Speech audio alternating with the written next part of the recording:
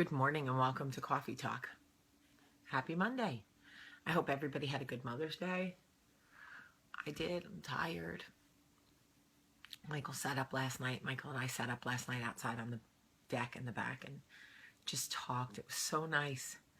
We just talked for like an hour. I don't know that Michael's talked to me collectively the last year for a whole hour. So it was really nice. We had a lot to talk about though. So anyway, he read my book. So we were talking about my book. It was nice. Okay, so over the weekend, a friend of mine called me from Brooklyn. And she was like, all right, I need a coffee talk. I'm like, okay, like, you want me to take the topic? She was like, no, right now. Oy. Basically, somebody that she was friends with and had a relationship with, they had a falling out.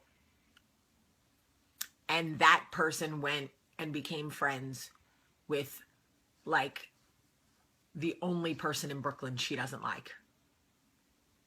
So I'm listening to her talk about it, go on and on about how she can't believe that this girl that was her friend is now friends with her enemy.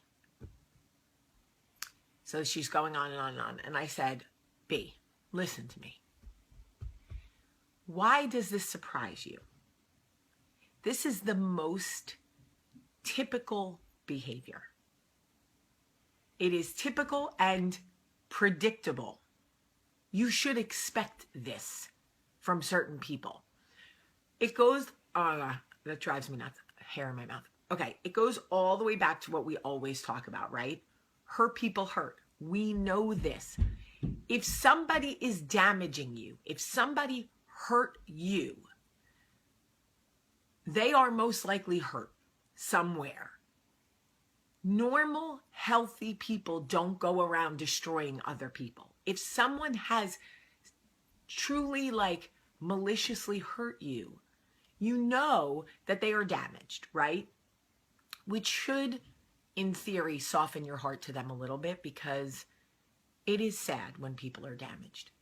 It is. It's just sad. Anyway, I digress. What then would stop this damaged, malicious person from going to continue the damage? See, most times they are not in a place where they can just apologize. So instead of making it better, they typically feel so bad. And I know you're thinking, there's no way they feel bad for what they did to me, but they do. But they don't have the tools to make it any better. So they make it worse. When they start to feel insecure about the way they've treated you, when they know that the normal, healthy world will see them for who they are, they become terrified and they run into the arms of your enemy because they need backup. That is exactly what that is. Backup. It is asshole backup. I need backup. Calling all assholes. Oh, there's one. Right. I can't break it down any simpler for you. When they have damaged you and they know that, like, normal people now see them for how gross they are, instead of going, all right, I need to make this right. Let me make this right. Let me apologize. Let me try and talk to her. Let me sort it out. Or at least try. They feel insecure. They start to feel terrified. There is nothing scarier to someone who is damaged than the thought of people seeing them for how damaged they are. So they will run into the arms of anybody that will support their behavior. So running into the arms of your enemy makes perfect sense, because what do you think they're going to get there? They're going to get arms wide open, a warm welcome. Oh, you did her dirty? I love it. Come sit next to me and tell me all about it. Here's the beautiful thing about that. Does it hurt? Yeah.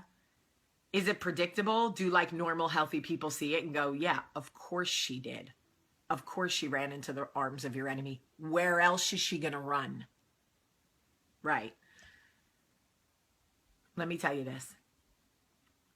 I've seen it 1,000 times before. It always self-implodes because damaged people have to continue to hurt. It's like a cycle. So eventually they will self-implode. Hopefully it will happen at a place where you no longer care what happens to them. You don't care if the two of them hold hands and skip off into the sunset because you literally have healed and moved on. See, that's what normal, healthy people do. They grieve the loss of something.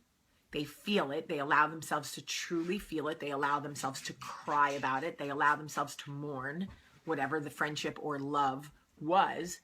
And then they move on. And in a healthy way, they eventually look back at the person and go, oh, I feel sad that you're so damaged that you hurt people all the time. I know because I used to be that person. I spent 10 years not caring about the people that I hurt because I was so damaged. Now I digress. You get the point. So my hope is that by the time they self-implode, it will no longer matter to you. It will not be rewarding to you. You will not feel good about it. In fact, when people tell you, oh, so-and-so and so-and-so, it really did not end well, I hope for your heart that you are actually the person that goes, oh, I don't want to hear that. That makes me sad. I don't want to hear that people are self-imploding and body parts are flying all over the city. Like, that doesn't make me feel good. That is what we should strive for. We should strive to hear that when our enemies self-implode, it actually hurts our hearts a little bit because we realize that they are such damaged human beings. And all, like, they're so guarded and they've been so damaged that they don't know how to maintain healthy, loving relationships with anyone. With anyone. That is sad. We were created to love one another. When people can't get that right, it is sad. And I know you're going, it's not sad to me right now. I don't care what happens to her. I hope she self-implodes, but just don't stay there too long. Just don't stay in that space too long. It's not good for you. And don't let them make you that. People always say, give them a dose of their own medicine. I say, they already know what their medicine tastes like. They're literally living like a living hell. I know because I've been there. Give them a taste of your medicine. Forgiveness, love, sympathy. Because they don't know what that tastes like. They don't know what it's like to be truly loved. They don't know what it's like to be truly forgiven. They live their life with their hands up in defense, keeping people away because their hearts are so hard and they've been hurt by so many and they've been let down and disappointed by so many that they don't know any other way but to do it to you. So when you get over the initial sting, and you will, I promise, give them a dose of your medicine. They already know what their medicine tastes like. I love you so much today. Have a great day.